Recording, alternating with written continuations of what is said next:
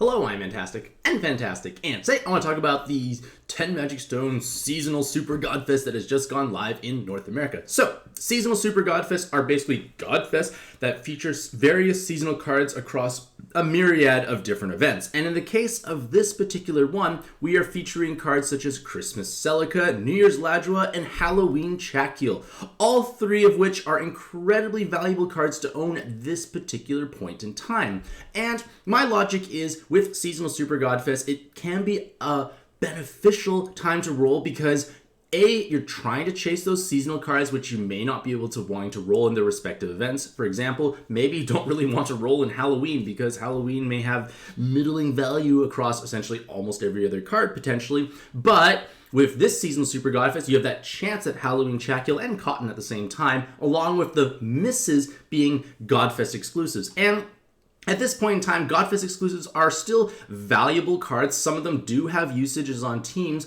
but they also can be turned into trade fodder, which in turn can be used to monster exchange for valuable cards, especially in events you don't want to roll in. So, in the case of this particular seasonal Super Godfest, we have actually quite spectacular rolling rates overall. We have 11% chance for either Christmas Celica, New Year's Ladua, Halloween Chakeel, New Year's Cami, Halloween Cotton, and Christmas Paulone. So, if you don't have any of those cards and they are appealing to you, it may be a reasonably good time to roll, because when you think about it, Cami is used on basically every Shiva Dragon team, if possible, for a certain extent.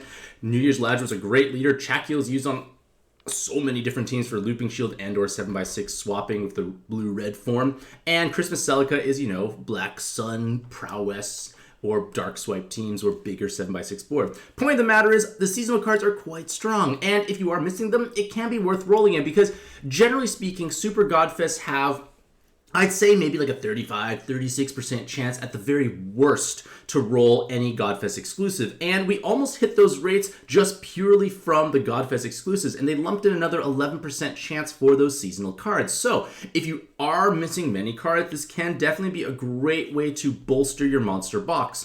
Furthermore, the Pantheon cards that will come out as super reincarnated, which will save you a large amount of resources. And while Pantheon cards are not quite so magical as they used to be at one point in time, many of them do have weapon assists. And again, if you are a newer player, I think this is actually quite a solid event to roll in, because the rolling rates are definitely in your favor. Those seasonal cards can come in handy if you're lucky enough to get that 11% chance. So I do feel like this Super Godfest does have merits to roll at least sometimes if you're missing most of those seasonal cards.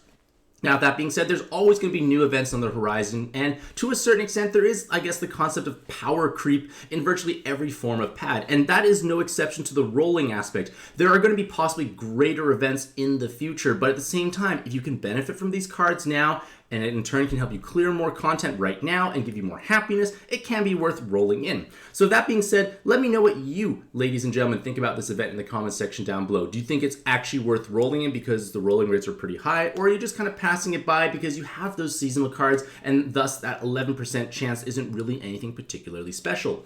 Regardless of all that, hopefully you all have a truly fantastic day. I wish you all the best luck in your own pad adventures, and happy puzzling.